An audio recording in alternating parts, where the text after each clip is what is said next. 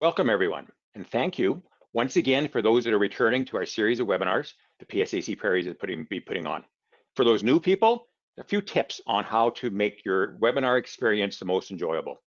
On your control panel, you'll see various things, including a webcam, their camera, these kind of the microphone, these kind of things. These will all be controlled by the staff this evening, so don't have to worry too much about those. But I will draw your attention to one important block, and that's the questions block. The questions block is where you can put questions. Towards the end of our presentations, we'll have an opportunity to hear your questions and have the panelists answer them. So please keep that in mind. If you are having issues, the slide you're seeing there in front right now has a phone number with access code. If you're having audio problems, you can use your phone just the same. We've had audio problems even already, just as we started to launch. So that is part of the challenge, part of the excitement, I suppose, of webinars is the technical issues. And there is all right across the prairies, right across the countries, different ways of getting internet. So please keep that in mind that there are able to use the phone to get in. And also remember the question box. We're having a couple of co-organizers, a couple of staff here this evening as well to help out. One is Tesla Lasso from the Winnipeg office. Welcome, Tesla. And my colleague, Parm Chan from the Edmonton office of helping out as well. We often do have backups because, like I said before, technology can be unpredictable. Before we introduce some of our panelists, I do want to turn it over to Sister Marianne Haldum, the Regional Executive Vice President for the Public Service Alliance of Canada, Prairies Region. Marianne. Great. Thank you, O'Neill. So I want to welcome everyone to, okay, I've lost track of what number webinar this is, but I want to thank you. You know, it's been a really difficult time, the first, for the last few months, but this is really one way that we can actually connect with members, and those of you who've heard me week after week have heard me say that not being able to talk to members one-on-one is one of the things that I miss the most. So I truly do enjoy the webinars and the interaction.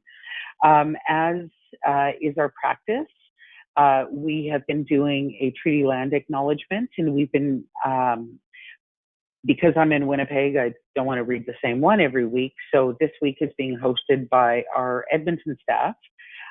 So I will do that, the acknowledgement for the Edmonton area.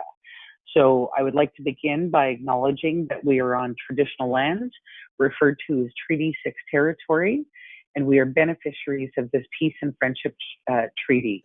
Treaty 6 encompasses the traditional territories of numerous Western Canadian First Nations, including Cree, Dene, Stoney Nakoda Sioux, Saulteaux, and Ojibwe, and of course the proud Métis Nation of Alberta.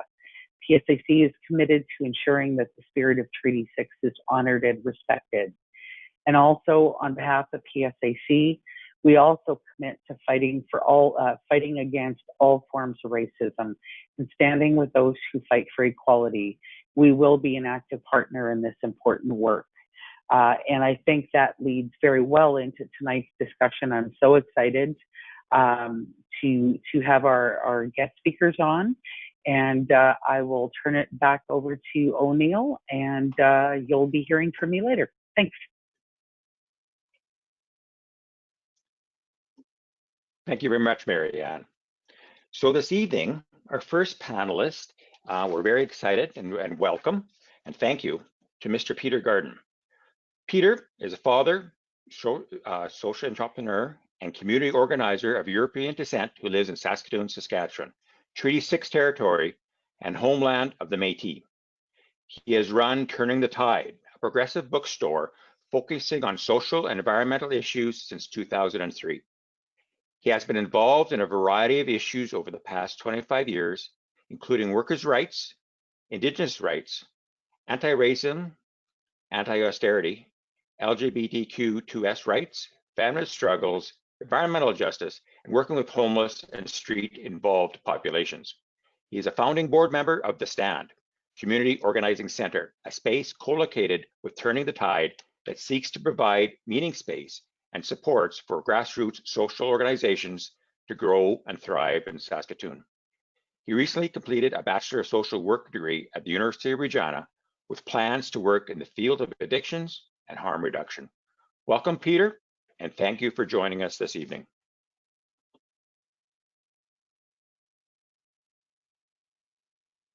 Okay, technology working, I hope. Can everybody hear me? I hope so. Thank you very much for the introduction and for the invitation to speak tonight. I hope I can contribute some of my experience, some of the things that I've learned over the years.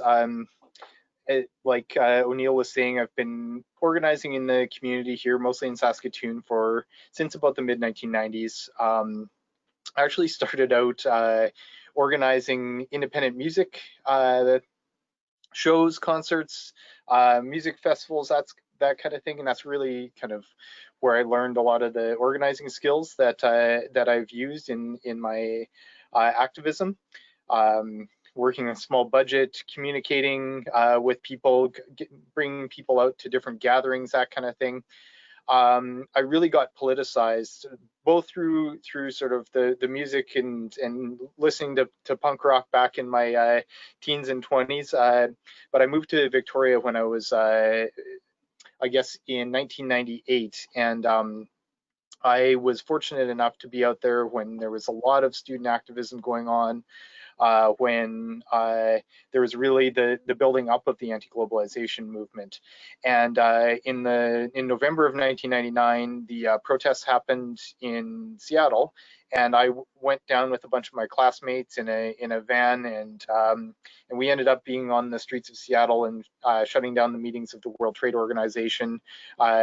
In solidarity with a number of labor groups who were there, environmental groups, various different Indigenous groups who were all kind of taking issue with the way that these trade agreements favored corporations and corporate interests, and were sort of running over the rights of communities and people to make decisions over what worked best for them. So when I was there, I really got turned on to seeing the sort of the proliferation in the early days of the internet of independent media centers. There was an independent media center there that was delivering, allowing people on the street sort of a voice in telling their stories about why they were there. The corporate media was really saying, oh, it's a riot, you know, people are here causing trouble, smashing windows, et cetera, not talking about any of the issues that people were trying to bring forward. And so that was a really powerful moment for me in showing the power of alternative media and getting other perspectives out there. And so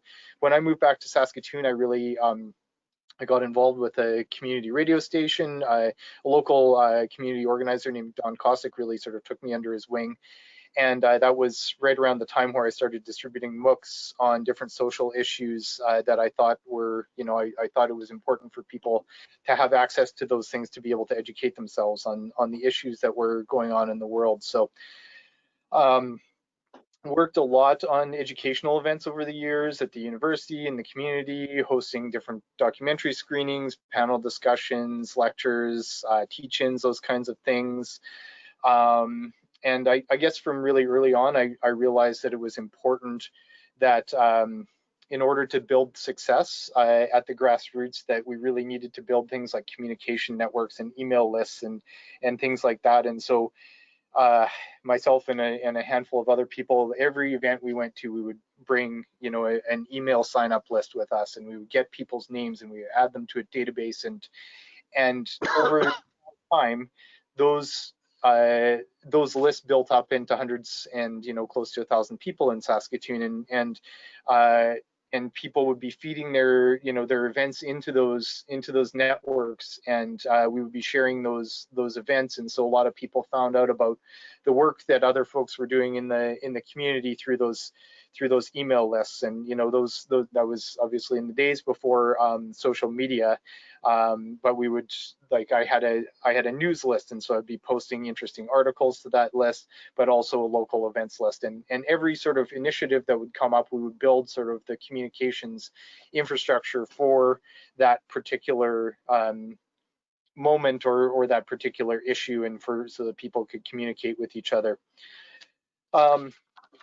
So I guess over the years, we did these educational events. We also organized a lot of different protests against different policies. I was involved with the organizing the protests against the Gulf War, the war in Iraq, as well as when George W. Bush came to Saskatoon, involved with Occupy Saskatoon, and have been involved with organizing some fairly large gatherings. And I really do think that those sort of networks of people have really enabled us to mobilize people to sort of punch above our weight in Saskatoon. We tend to get numbers of people out to different events and different demonstrations and things like that in numbers that would be similar to a much bigger city in Canada. So I think that sort of putting in that legwork and organizing a lot of that sort of infrastructure has been really important. Another thing that as you can see, there's books in the background here. In 2003, I decided to turn this sort of literature distribution project into sort of social justice bookstore, and I've been going at that ever since. And that was another really important lesson in terms of organizing, was having a physical space where people could gather. And I think over the years, we've really found that people really want to have a place where they can come and they can talk, they can sort of share their sort of the things that they're struggling with in the world, where they can connect with other people, where they can have open discussions, and where they can find other people to connect with, find out about what's happening in the community, if they're not linked in online, and just be able to pick up literature and to had so many people come back and say, hey, I just read this book, I have these ideas, or I have these thoughts about the ideas expressed, and so it's been a really powerful to have this sort of physical space and to hold the space for people to come and to discuss their ideas and to help. I feel like in a lot of ways, for sure for me, it's helped me sort of develop my understanding of the world and my analysis of the social problems that we face by having those discussions and by having those face-to-face interactions with people. After sort of having this bookstore around for a number of years, I think we really recognize that, and doing a lot of these educational events and protests and those kinds of things, it's sort of realized that education wasn't necessarily enough, that we really needed to have more support for the the social movements that were popping up, whether that be Idle No More, whether that be the Occupy movement, any of these movements that were challenging inequality, injustice, environmental degradation, those kinds of things. I felt like the things that I learned and the resources that I sort of was able to develop over the years, along with the group of people who I was working with, it's like, why does every single sort of social activist group have to start from scratch? And so when it looked like our bookstore was going to relocate back in 2015, we started up a center called the Stand Community Organizing Center, which O'Neill was mentioning in the introduction. And that basically, the idea behind the Stand was to provide both space and material support. So it's space for meetings, equipment for people to be able to hold different events, so data projectors, sound systems, different sort of chairs, glasses, anything you can think of that would be there for organizing an event. As well as we've really worked on offering workshops on skills building.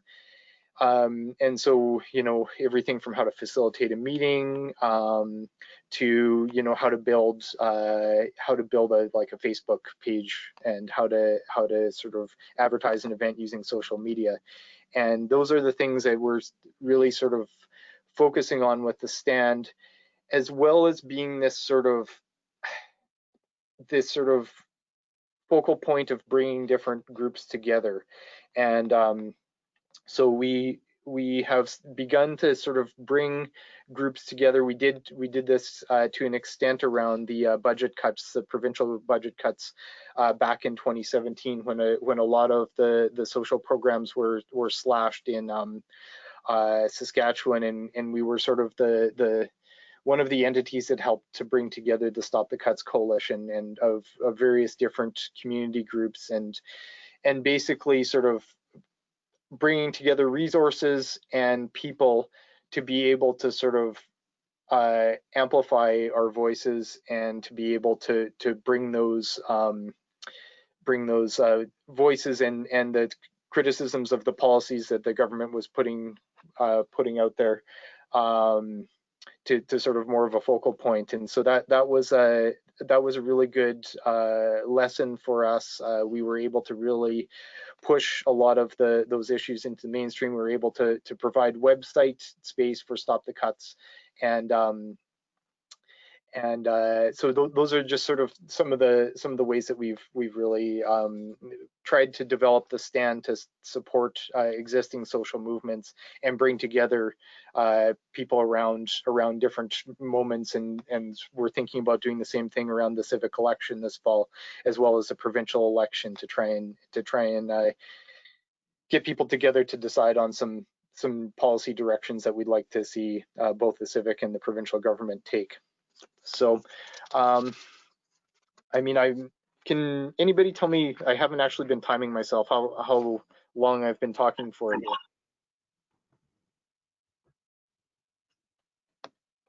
I'm gonna just. Thank you, Peter. We haven't been timing either, but the time is 6:15. If you can wrap up the next 2 minutes, we'll be good. Yeah, you bet.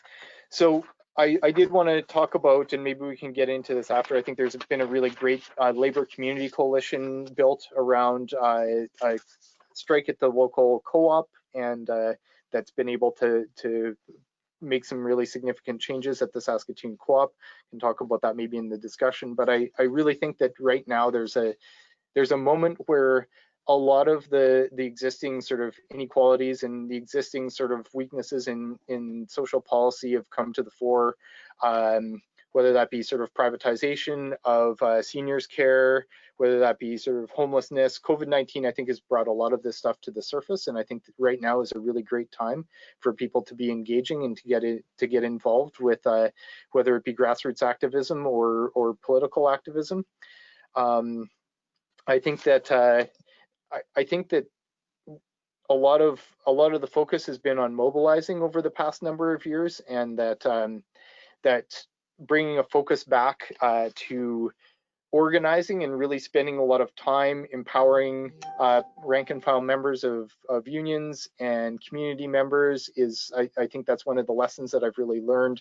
I wanted to just introduce or just show folks this book called No Shortcuts: Organizing for Power in the New Gilded Age, which is a really great book by a woman named Jane McAlevey out of the US about really effective community and labor organizing, that I think makes some really great points about deeper and longer term organizing that we need to engage in. And I think just having physical spaces, like I said, and building the kind of communication infrastructure, really doing these things very consciously in order to build a great foundation for organizing in our communities. So I'll stop there.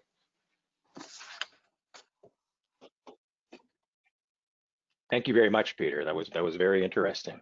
Before we move on to our next panelist, I want to remind everyone, in the question block on your control panel, you can put in a question at any time, but we'll be launching the question and answer period segment of this webinar towards the end of our presentations. So we're going to launch a poll.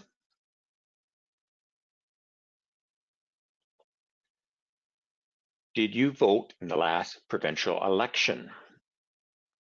We'll wait a few minutes for people to get to vote.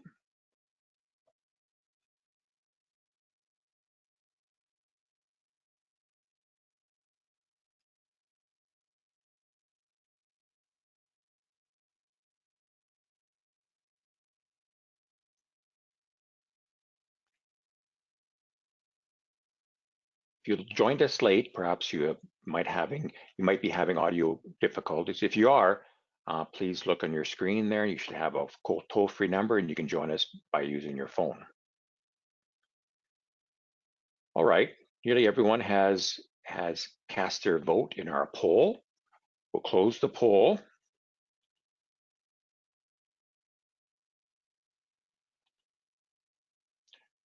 Share our results. So did you vote the last provincial election?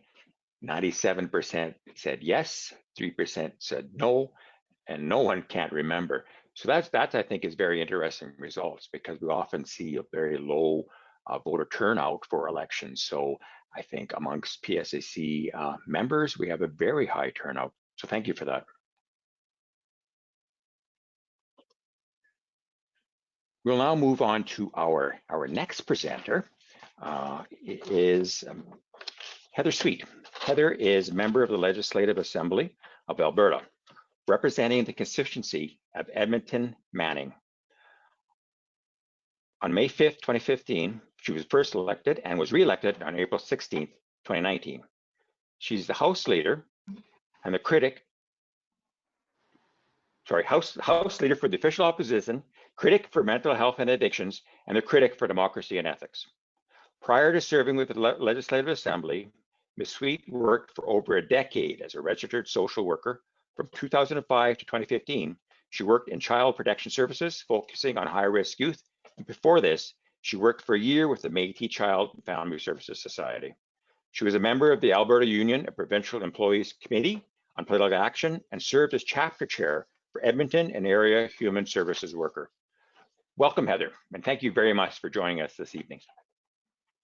Thanks for having me. Can you hear me? We can, thank you. Oh, good, because I was having some tech issues. So thanks for having me. It's a pleasure to be with all of you, and I'm sorry that I was a little bit late getting into the session. So I missed the beginning of what you were chatting about, but I think this afternoon or this evening there were some questions about how to get politically engaged and how to do that effectively when you're lobbying elected officials at all levels of government. So I'll tell you a little bit about myself, and I'm not going to take the whole time because I'm much better at Q&A than I am about getting into big, long discussions. But basically for me, as O'Neill said, I was part of the Political Action Committee when I was part of my union with AUPE. And that was around the time where it was under Redford, and she was going after our pensions, and they were looking at doing a whole bunch of stuff about work to rule. And we had the correctional facility remand center strike, which was a wildcat strike. And so there was lots going on politically at that time that many of us in Alberta, and I'm sure many of you watching across from the Western provinces, we're keeping an eye on sort of what the labor mood was in Alberta and if that was going to spread across the country. And so we joined with our brothers and sisters and all of the other unions, public and private, and we stood up and we organized, and we met with our labor representative, with our MLAs, and also had rallies at the legislature and in Churchill Square and like -50. And it was really a good time for us in the sense of recognizing that when labor unites and when we're able to find that common message and that common ground, the ability to create change. And so what happened out of all of those movements was that we actually made the government start politically consulting with the members of the unions and the union executive, but starting to travel the province and actually talking to Albertans. And then eventually they killed the bills because there was just so much tension between Albertans, the labor movement, and these pieces of legislation. So that's sort of where I started. And of course, now we're seeing that there's some of that mood coming back into the province. Obviously, I'm in the opposition, and so we support what's going on. in the sense of supporting the labor movement and trying to make sure that workers' rights are protected. And with COVID, we definitely saw not only the need for frontline healthcare workers, but also our workers in our beef plants, and that real need to make sure that occupational health and safety is being abided by. Now, as a member, and a way for you to get engaged is to, talk to your neighbors, talk to your friends. But when you decide that you're going to start a campaign and you're going to start working towards meeting with your elected representatives, there's some key things that I think are really important to consider. So first off is, what is your message? What are you as a collective trying to get across? Because of course, if the message is disjointed, there's an opportunity for the government at the time that you're trying to work with to try to cut that message down and to not necessarily work in the way that you want them to work because of the fact that the message isn't consistent. So as a collective, you need to decide, what is it that's the most important issue that we want to be working towards, and then how do we want to do that?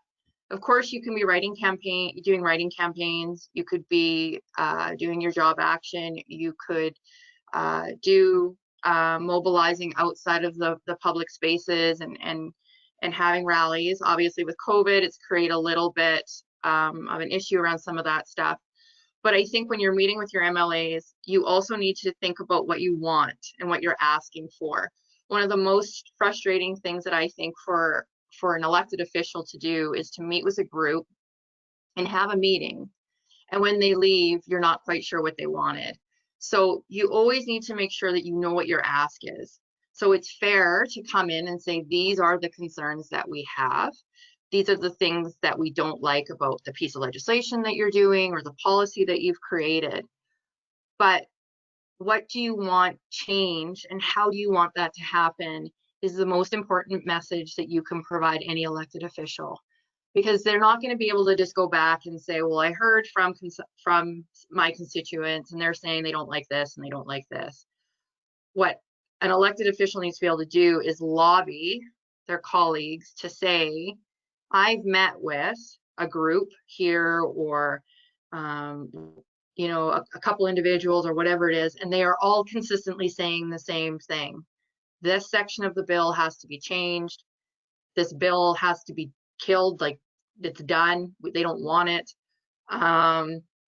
This policy that we've created isn't working. But to be able to have really tangible action items that you are asking your elected official to do is the most important thing. Because I can assume, based on a conversation, what you would like us to do, but I might be wrong, and then it might make it worse. And so it's always best to have that ask. I can't emphasize that enough.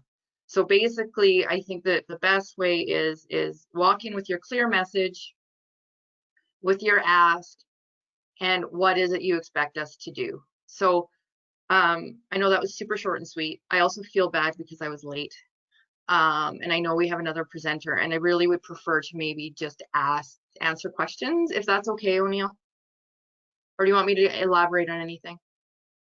No worries, Heather. That's very good. And just to let you know that no one knew that you were late except myself, because it worked fine.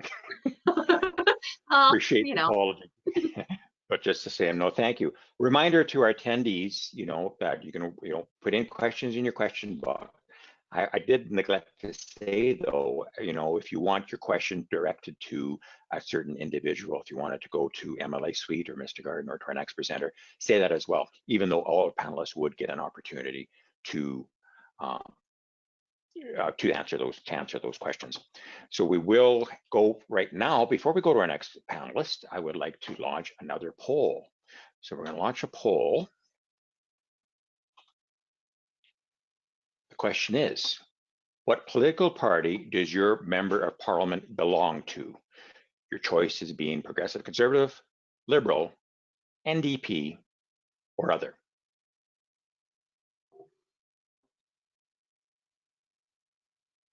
Give it a few minutes for people to put in their answer.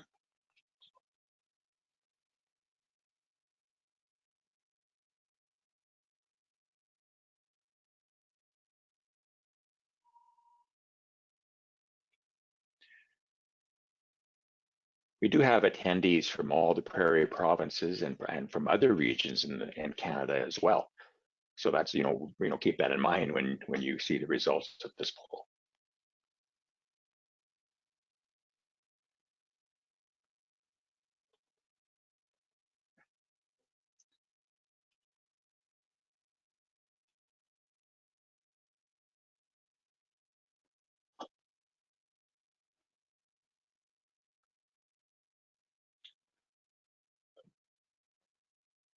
All right, most people have had the opportunity to answer. We're going to close the poll and let's look at the results.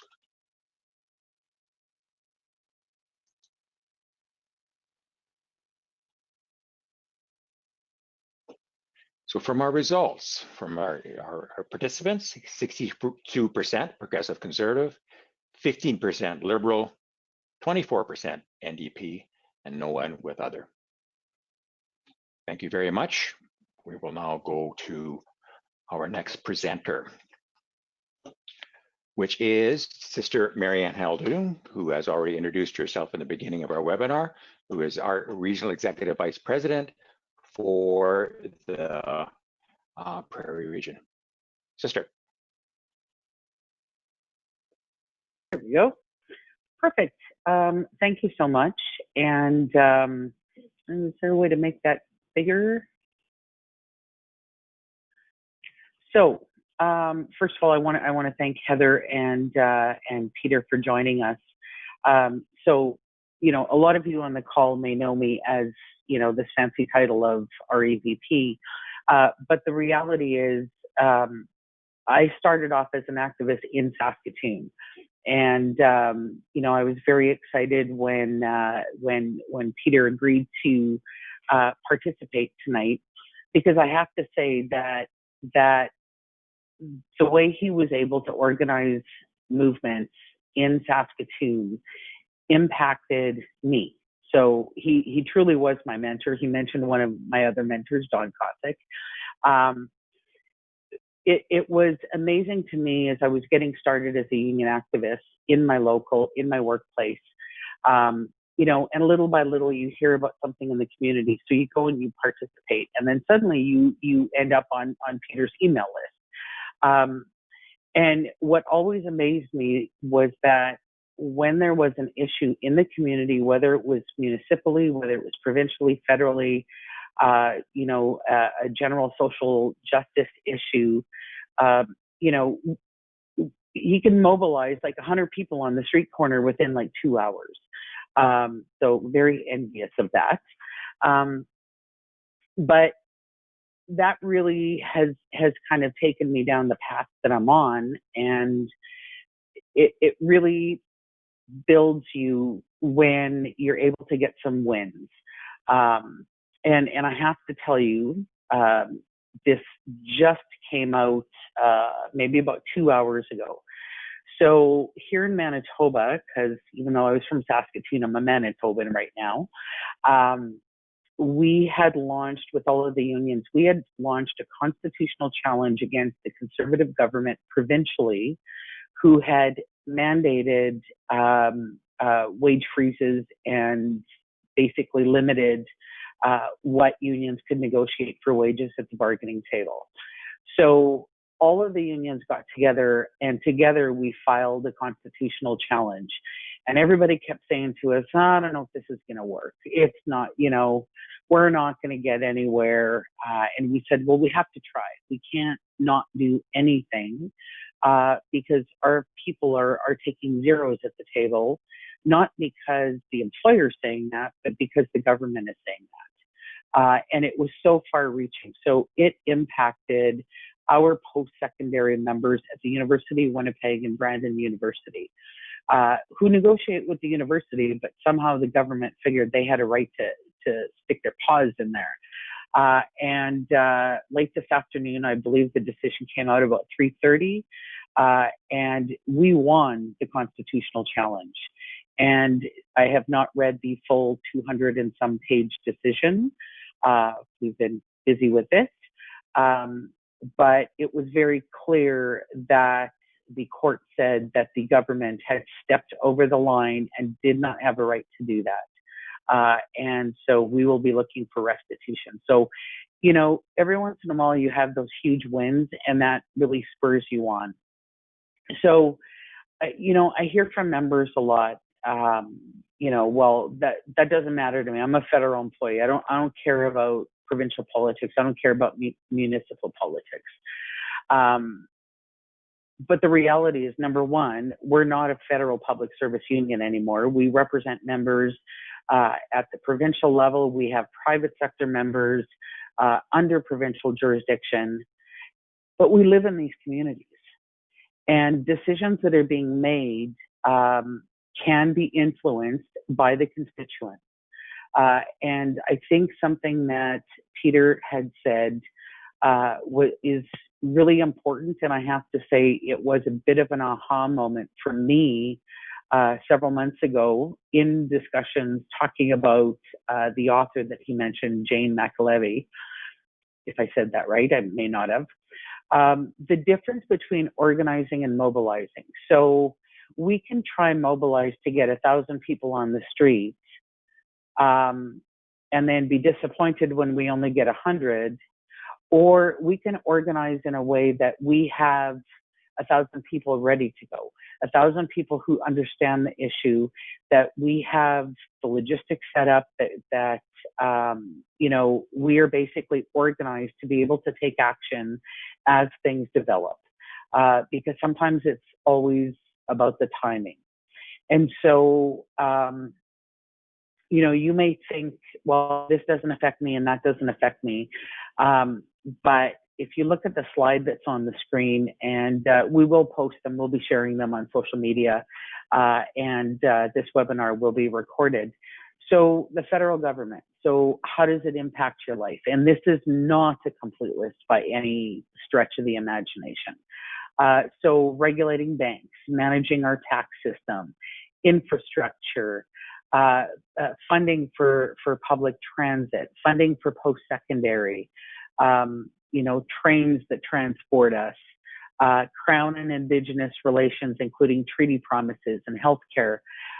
All of these things are things that touch us in a way that we may not connect to politics or to who's actually making those decisions, but it does have an impact on our lives, and it also has a significant impact on our families and our friends in our community. If the federal government cuts funding for public transit, that's going to hit you at home. So when, you know, your child is trying to, you know, your teenage child just got a job, and they're trying to get to their job on the bus, and there's no more public transit.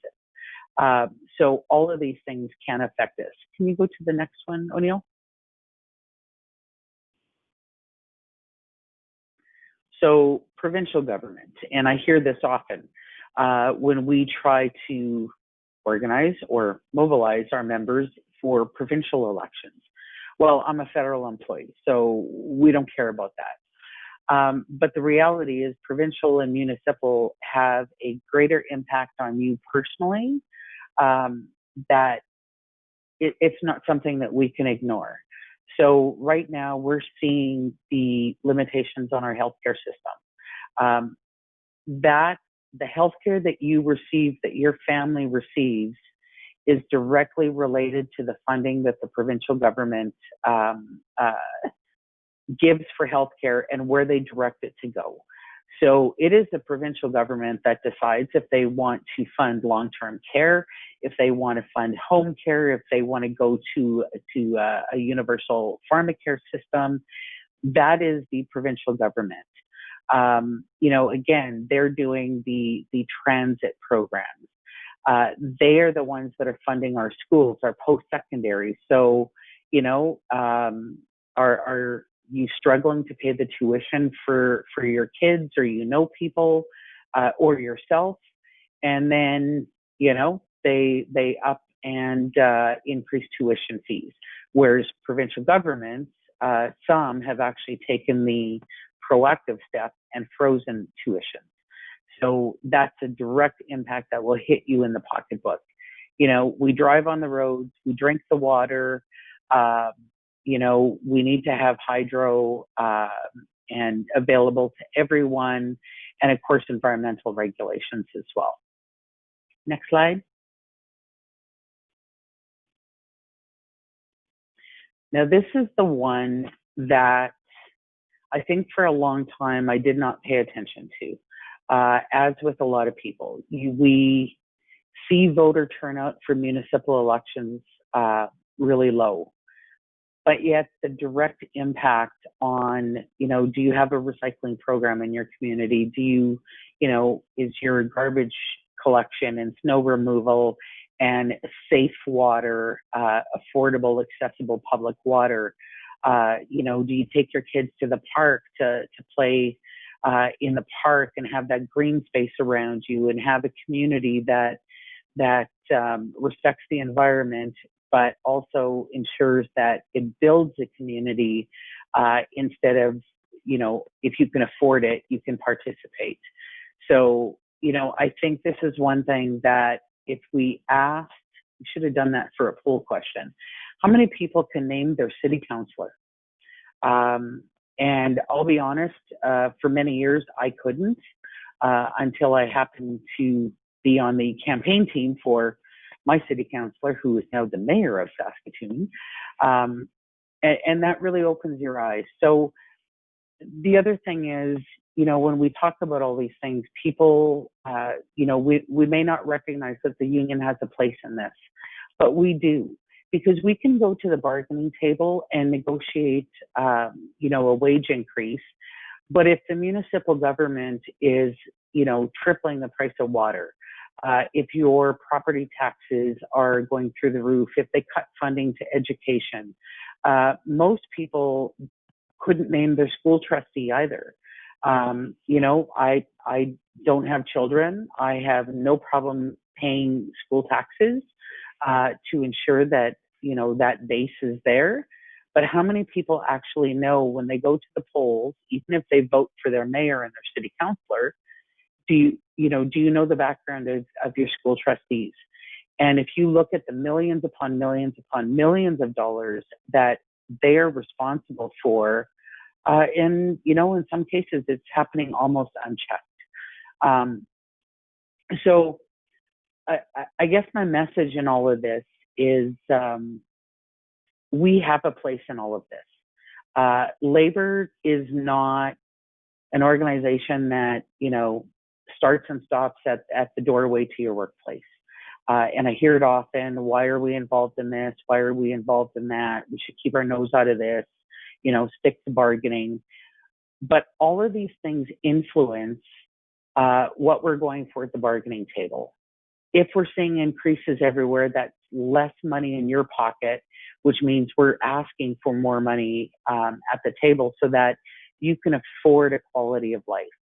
And, you know, we also have a responsibility, I believe, to be able to fight for those who are focused on their very survival and may or may not have the capacity to be able to fight, you know, the fight for themselves. Not every member is going to have that connection with every one of these issues.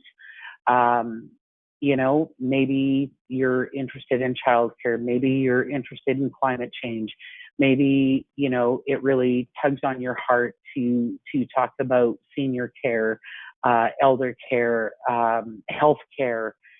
You know, those are the things that, you know, when they become important to you, but to recognize, and the whole purpose of this tonight is for you to recognize that you have the ability to affect change, regardless of what government will tell you, what right wing will tell you.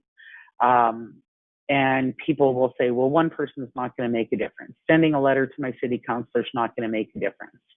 I will give you an example. Just earlier this week, we, through our members, I was advised that the Lethbridge City Council was considering a ban on conversion therapy, which is, you know, businesses that believe that it's appropriate to try convert our LGBT to P2Q plus members to be straight, because that's what they need to be. It has been proven that that is abusive, and you know, the city council was considering it. All they were hearing from was from the groups that supported it. So our members said, you know, can we take a stand? Absolutely. Like within 24 hours, we had a letter off to city councilor and to the mayor and all city councilors saying, we support you in this. We represent hundreds of members in your community, and we support you in this. And the members have taken this on and are also showing support. So we can only do what we can do if we know what the issues are. You may not know how to action something, how to affect change, but we have a lot of people who know how to do that and who can help with that. So, you know, never be afraid to raise these issues. You know, members are sometimes, you know, they're comfortable sending an email saying, okay, we need a collective agreement now, and we do need a collective agreement now. But they're comfortable sending that email, but they're not comfortable on some of the other stuff. And so just know that, you know, anything that's influencing your community, that's affecting you and your family, is something that we can do. And, you know, if you need help, we have area councils that do political action. We have regional offices that can help. Because if it's a concern for you, it's probably a concern for many other people. So let me just go to that last slide, O'Neill, and I'll wrap up. So for those who might be trying to figure out, okay, just to get a handle on what we're doing and where they may fit in. And again, everyone's going to have a different interest. And so we have our Facebook page, so you can like that, and then you see all the updates. We have our Twitter account. We have a YouTube channel now where each of the webinars that we're doing every week is on a YouTube channel that you can get from our website at prairies.psac.com. And you can also sign up with a personal email address to get the e-news, and you'll get updates at least once a month, sometimes a little bit more. So again, I want to thank both of our presenters tonight, and I will leave it there, and we can go to questions. Thanks. Very good. Thank you, Marianne. Just before we go to questions, we have one more poll question. We'll launch this poll now. Would you like to work on a political campaign? Very, very short answers. Yes or no.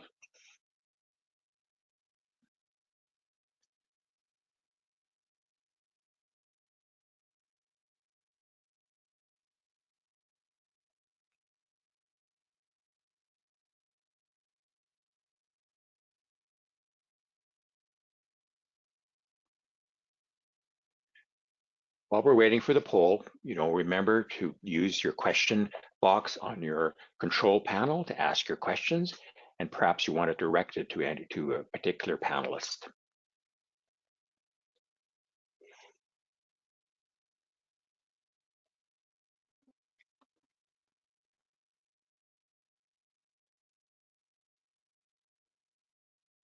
All right, I think we have, everyone has an opportunity to cast their vote.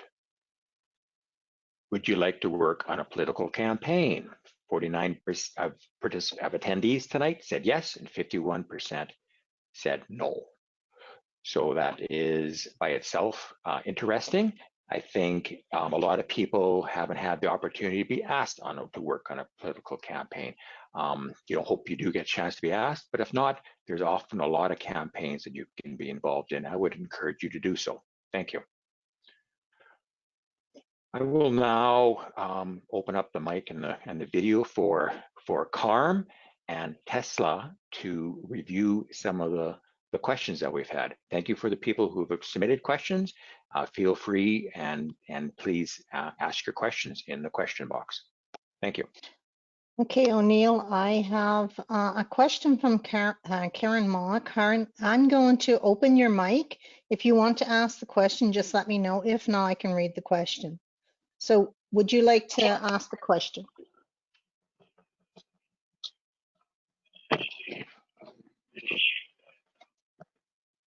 Can you hear me? Yes, can. Okay. My question was, in Alberta, the government was applying cuts across many fronts, schools, doctors, government workers before COVID. How do you get your voice or message heard when there are so many other voices clamoring to be heard? Thank you.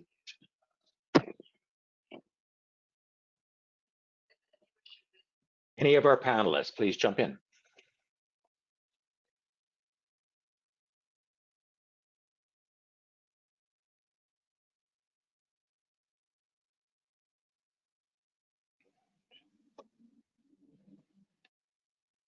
Go Peter, ahead, do you Heather. want to go first? Or you want me to go first? Okay. Please. Sorry, I went black for a minute. You go ahead. I think it's a great question. We know right now that, especially with COVID, there's been quite a few people, organizations and different groups who are trying to figure out this exact same thing.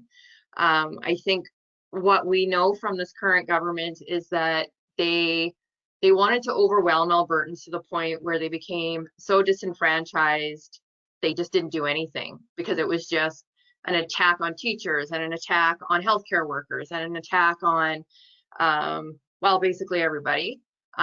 Their budget was basically a budget that hurt every single Albertan in some way, whether it was personal taxes, your job, any of that kind of stuff. And the reason they did that was to silence us, because they wanted everybody to feel so overwhelmed and so frustrated and so, I guess, worn down would be the best way to say it, that we wouldn't rise up and do anything. And I think right now, even with COVID, there is an opportunity to still stand up and to still have your voice heard and to still organize. There is lots of pressure on the government right now around the decisions that they've made. We are now opening up the legislature, so the galleries will be open. So you can always let us know as the opposition if you want to come and speak. But, we saw things like the chalk campaign, where people were going outside the MLA's offices and writing in chalk and like, this cut's not okay, this isn't okay. And people are becoming very creative in how they're having their voices heard. And I think that's what you need to do. Have a Zoom meeting with your local or with your colleagues and start talking about the issues and the concerns. Reach out to your MLA, reach out to the opposition. Our team is more than willing to listen and to advocate, and then just start talking with each other about ideas of how you can become creative and loud. But don't let them silence you, because that's what they want right now, is they want to wear Albertans down so that we all just sort of put our hands up and go, there's nothing left for us to do. Sorry, Peter.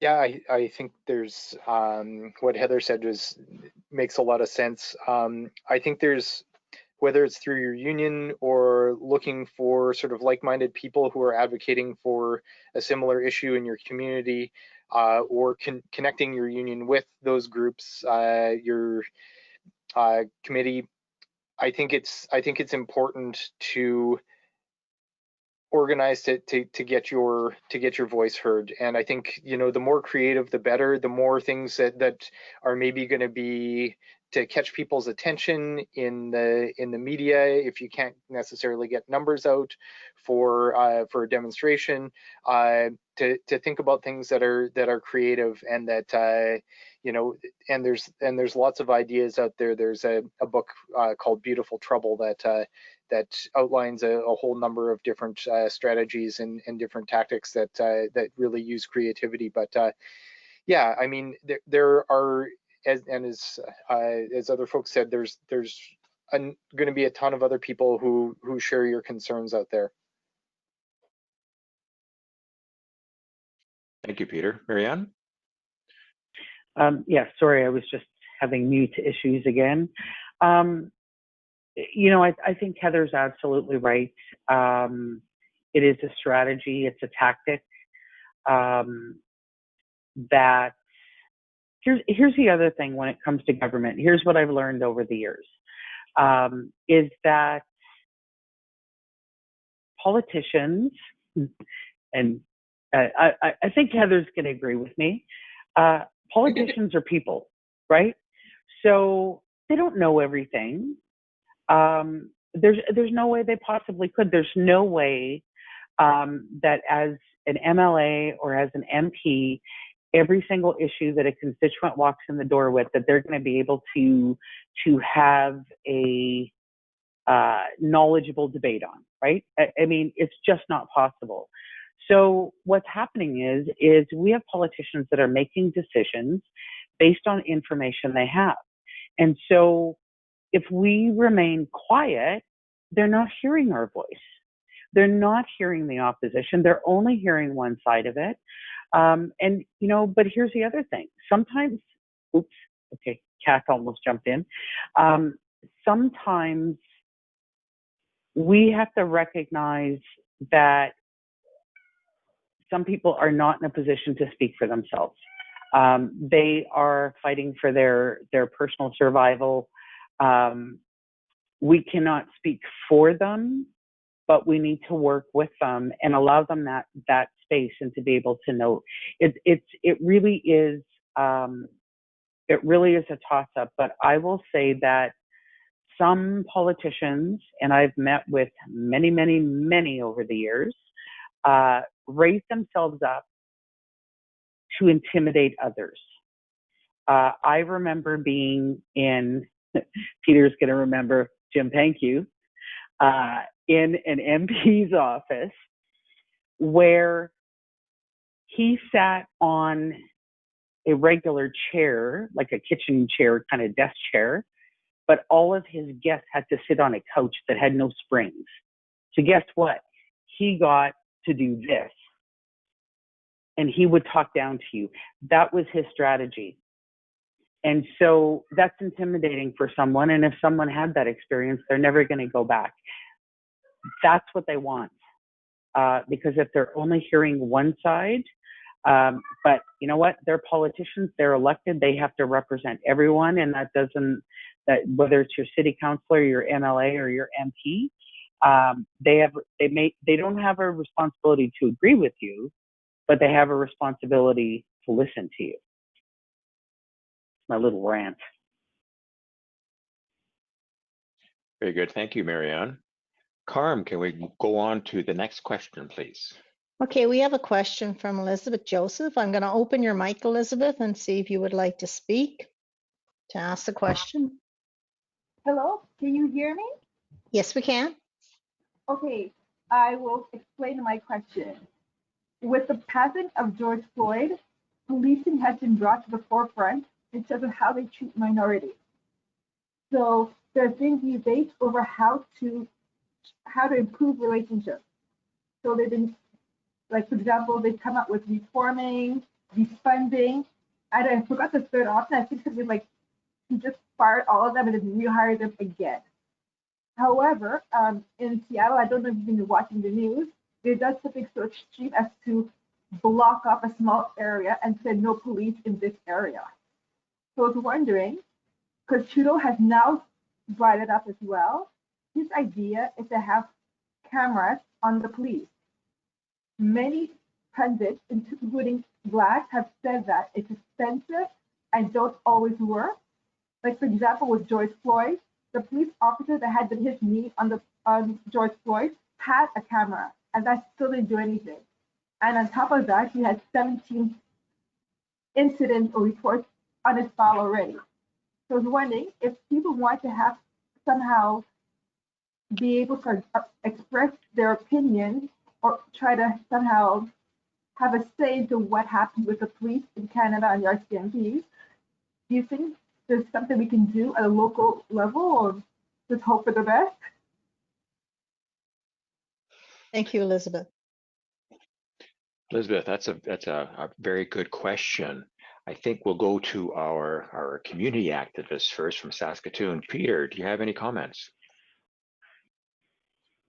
I think that we've seen in the past 2 to 3 weeks the entire discussion change around police accountability and police conduct and police relationships with communities, and that has happened because of massive mobilizing across the continent and beyond, and I think really shows the power of grassroots movements and grassroots movements coming into being and taking the streets and putting demands out there, and I think that's a really important it's a really important moment right now, and we're seeing discussions opening up that had and considerations around the police that have never been discussed seriously in public before.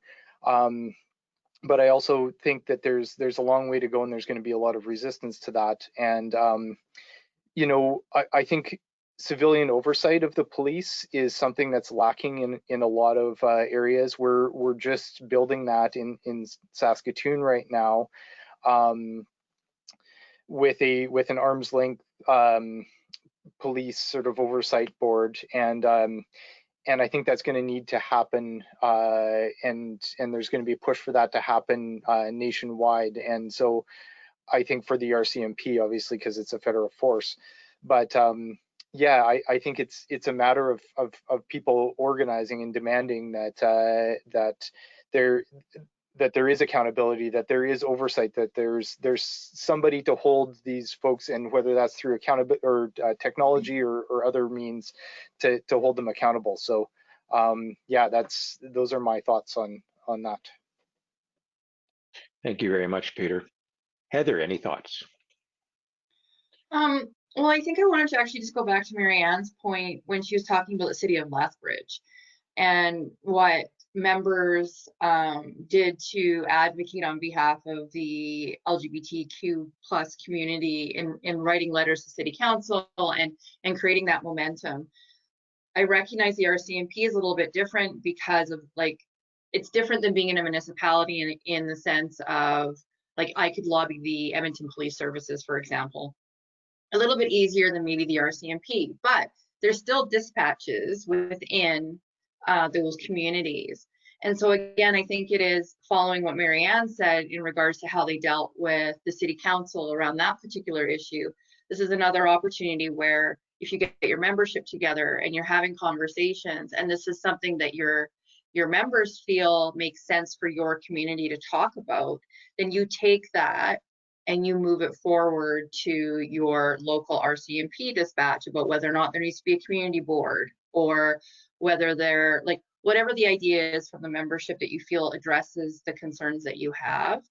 But it's really working with those organizations, especially around this issue, because I think right now there's an ability or an opportunity, at least, to start that dialogue. But I think you need to make sure that you know what your membership wants to do, and then take that forward. And I think maybe Marianne would probably have some better insight into how the Lethbridge campaign went, and just sort of how that happened, because that's the most recent one that makes sense to me. Thank you, Heather. And yes, good segue to Sister Haldum. Thank you. So I want to thank you for the question. I mean, I will say, as a union, we are absolutely committed to standing up and fighting against this.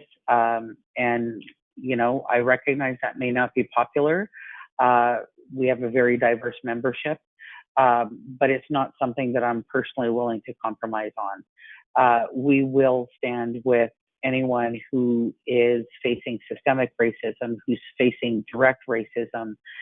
We will not tolerate it internally, and we will, be there in the community. I have to say, I did attend the Black Lives Matter rally in Winnipeg, and I just got goosebumps again. I have never, and trust me, I'm a protest and a rally junkie. I've been to a few. I've never been to one. They're estimating 15,000 people in Winnipeg.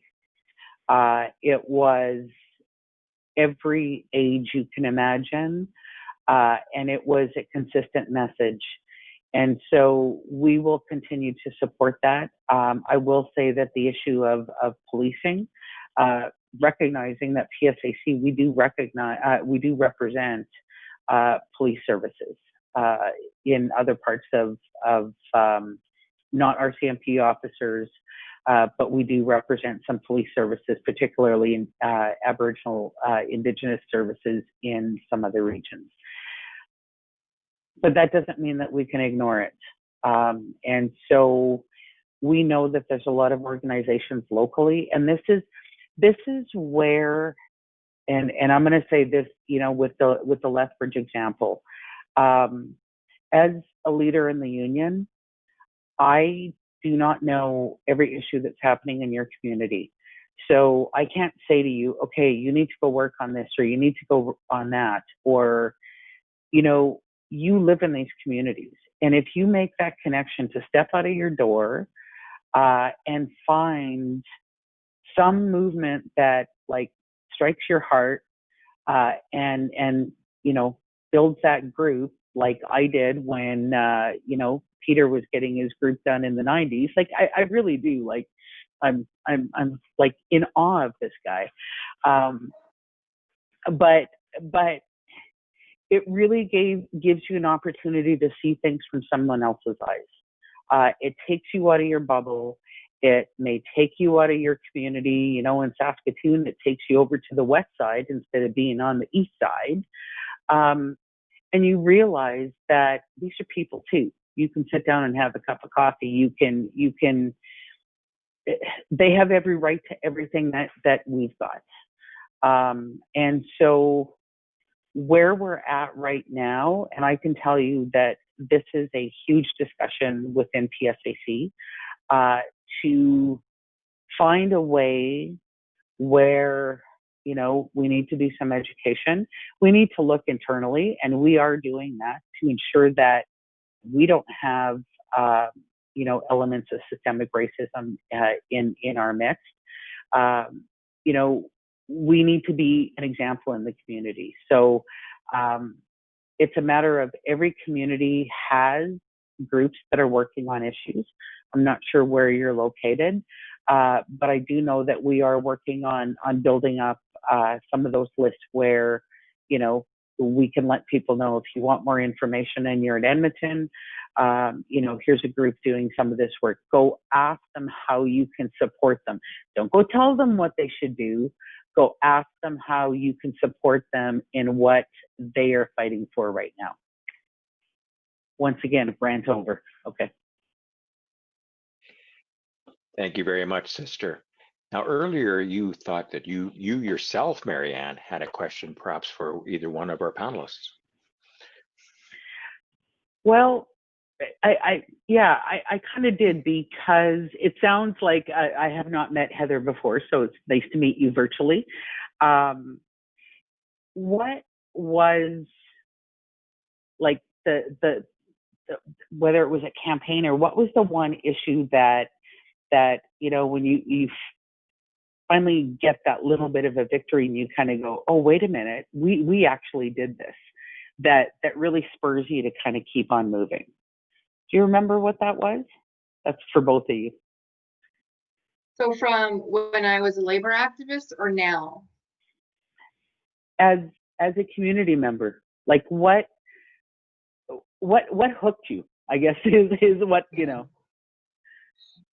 So honestly, I think for me, it was when they were going after our workers' rights, and then of course our pensions in 2014. The fact that we were able to mobilize across all sectors, both private and public, but also that it was across the labor movement. Like, it wasn't just AUPE members trying to stand up for an issue. It was a universal issue that impacted, well, every Albertan in the sense of workers' rights and the right to affiliation and the right to strike and like all of those things. And then, of course, the pension discussion around people's rights to their pension and self-governance and all of those things. And I think what really hooked me around that was just being able to have those relationships with people that truly believed in the movement in the way that we did, or that I did personally, sorry. We rallied around an issue, and then we just carried each other. So like, even on the days where I'm like, it is seriously minus 55 outside, like, why am I leaving the house? And it was like, oh, but there's a rally. So bring your little warmers and stick them in your mittens and your boots. And we were all miserable together, and it was lovely. And that was the best part of it.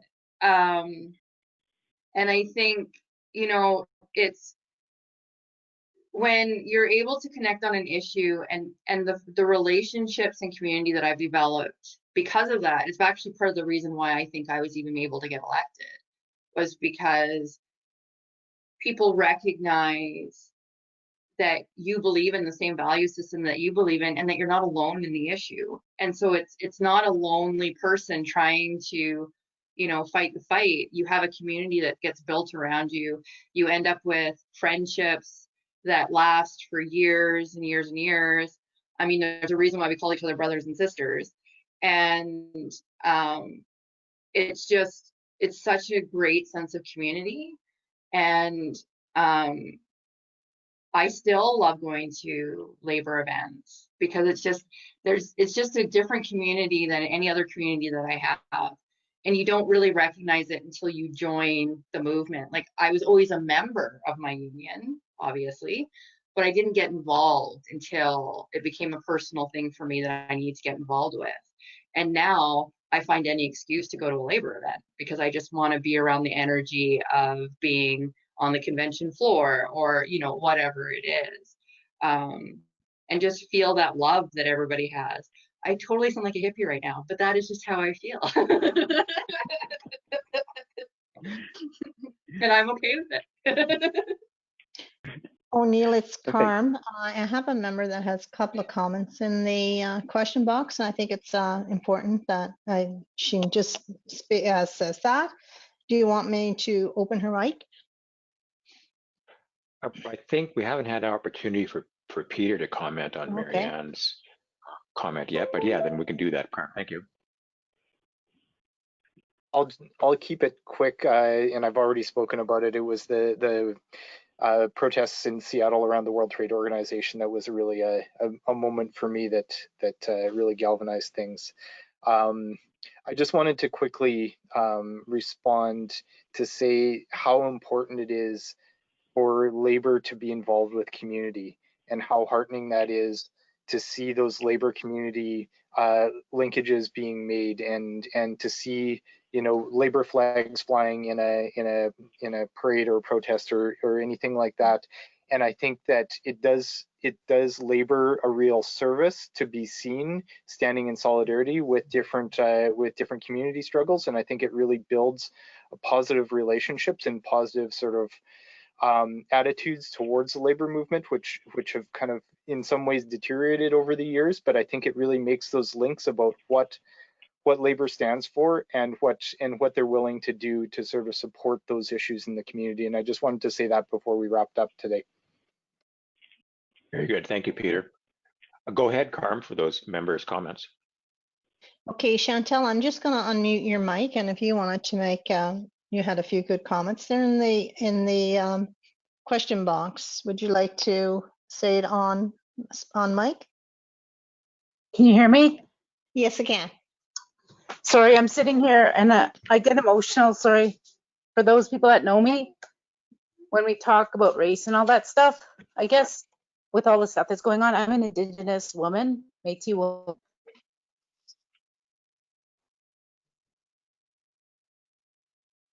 In relation to COVID, in relation to the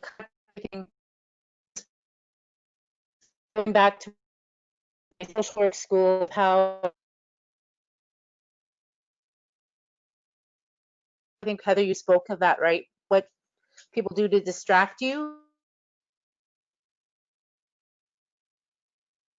Chantel, you're cutting in and out.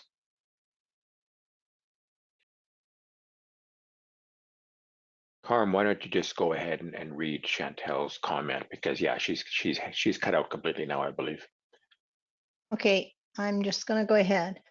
She says, a hurt to one is a hurt to all. She said, I watched I'm Not Your a Negro last night on PBS. It was very worthwhile in relation to Heather's comment. Must combat the divide and conquer tactics used by the oppressor or crabs in a basket. Yes, to use our privilege and power to stand in solidarity with the community.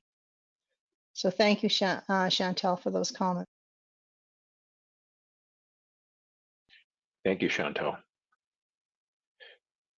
I want to, any further comments from any of our panelists, perhaps on Chantel's comment? I couldn't agree more. Very good.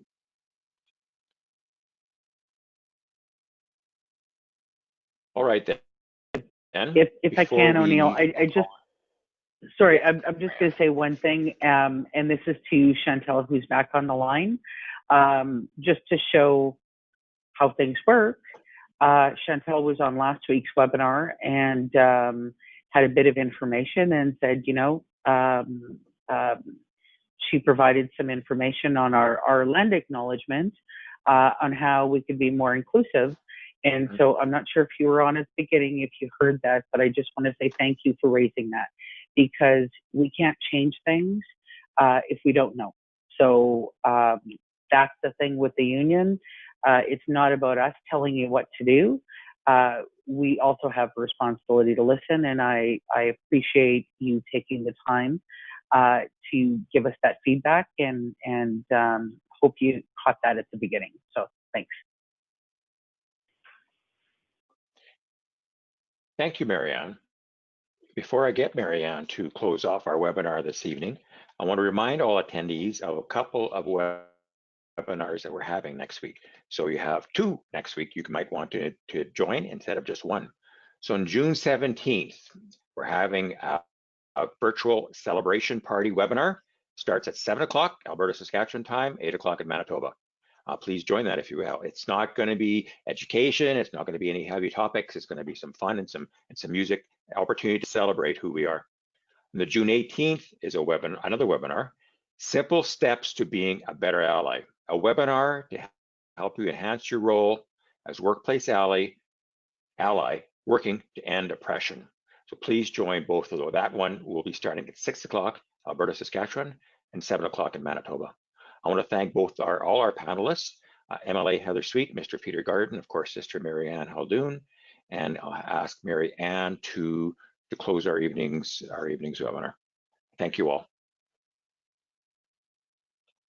Perfect. Thanks, O'Neill. I don't normally talk this much on webinars because we have other presenters, but this is something that, you know, 20 years of doing the activism at a local level, it warms your heart. And I always say to people, like, you may fail, but it's not a fail if you try. You know, are you going to make change, you know, as one person against, you know, provincial government at this point in any of our provinces? You know, but you have to try, because in your heart, you know, you did the right thing. You know, you took the right stand. And I guess my message is that PSAC, we're here to support that. So we have area councils. There's 8 area councils in the region. They're open to any member. you can participate. That's where we make the connections in the community. Where, you know, Calgary was doing a food drive with Calgary Food Bank when they were desperate. You know, Lethbridge has done a lot of work in participating with partners in the community and really making that connection and saying we're here for you. And I will tell you that you may do some of this work and you'll feel like you're banging your head on the wall and you're not getting anywhere. But then you'll have that one day, you know, like Heather said, you kind of wonder, why are you doing this? It's minus 50. But then you get there and you go, that's why I did that. And I have to say this, today we issued a media statement in the prairies about systemic racism within the Canadian Museum for Human Rights, and management who has chosen to ignore it. And we went public. And I have to tell you, like, literally 10 minutes ago, I got an email from a person who worked there who said, thank you. That's why we do this. That's why we do this. But we don't do this alone. So please, check out the links. If you have ideas, we're open to hear ideas. And find those people like Peter or Heather in your community, and see how you can connect in. It will be one of the things that you'll find will give you the most gratification, the most, when you make a difference for someone, you're hooked. There's no going back. So, you know, you could end up like an MLA as Heather did. You can end up as our EVP like I did. Or you can, end up being a business owner, with progressive issues and providing a place in the community for those who need a place to gather, like Peter. So I want to thank our panelists so much for joining us tonight, and for all of our guests. Do not miss the dance party, the solidarity party on Wednesday. It's going to be a blast, and we will see you all next week. Thanks, everyone, and good night.